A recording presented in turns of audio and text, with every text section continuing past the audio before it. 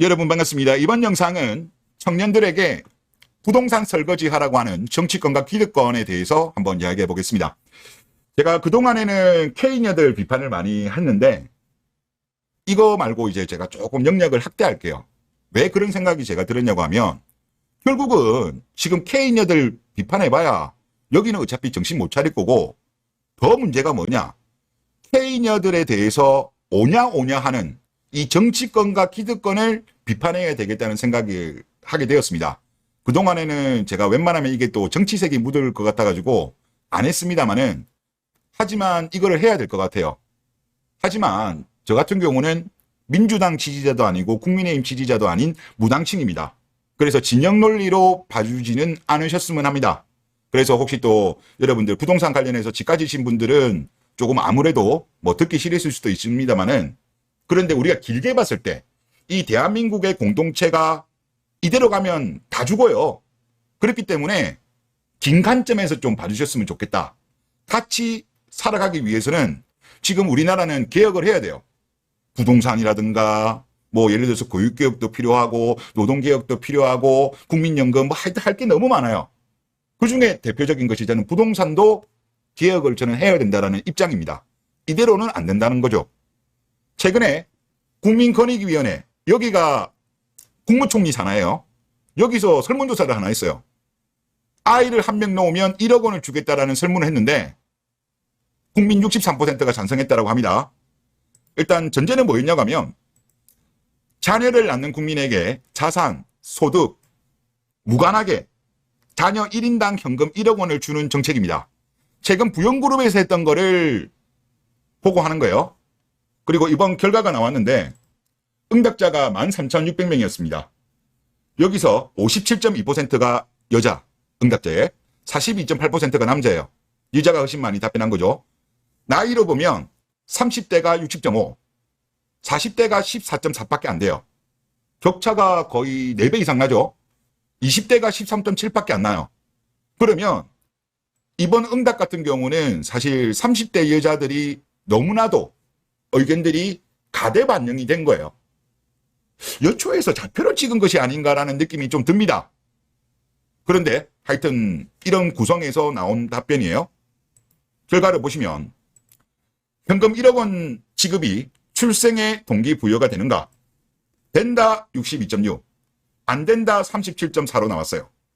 그 다음 국가가 1억 원 지급 정책을 위해 대략 연 23조 원을 투입하는 것에 대해서는 찬성 63.6, 반대 36.4라고 나왔습니다.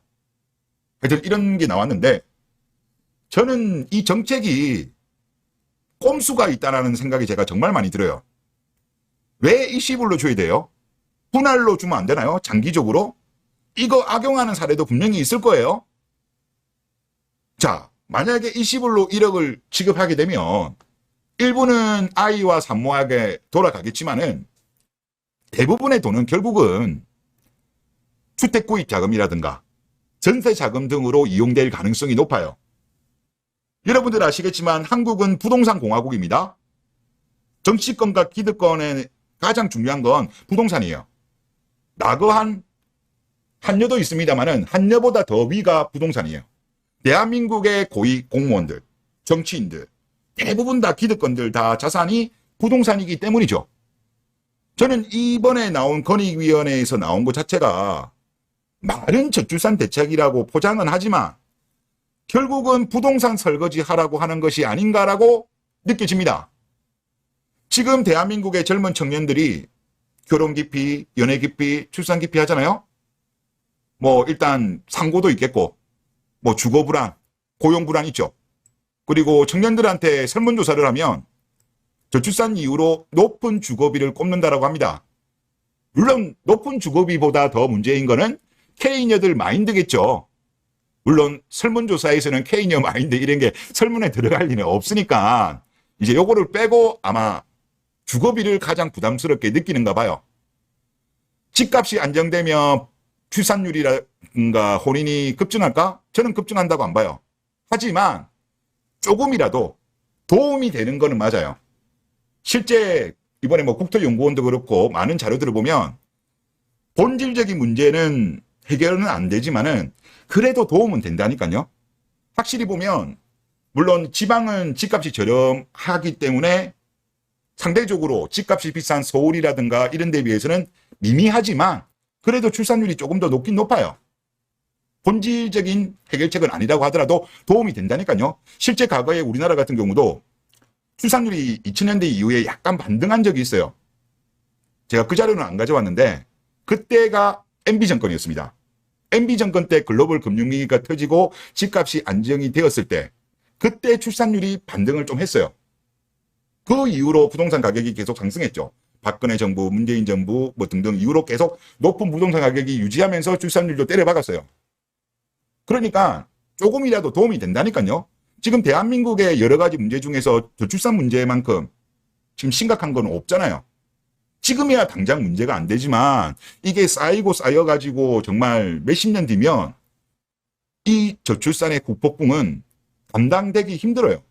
그래서 지금은 수단과 방법을 가리지 않고 저는 정책을 펼쳐야 된다고 봅니다.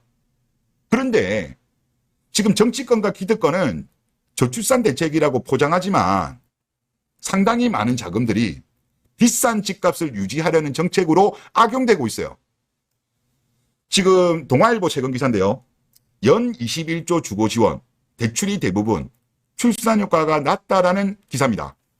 2022년 기준으로 했을 때 저출산 예산 중에서 주거 항목 비율이 42.3%, 20조 원 넘게 여기에 돈이 들어가고 있어요. 주거 항목에만. 그리고 주거 항목들 같은 경우는 대부분 대출입니다. 그런데 연구한 데들 따르면 실제로는 저출산에 큰 도움을 못 준다는 지적이 많다고 합니다.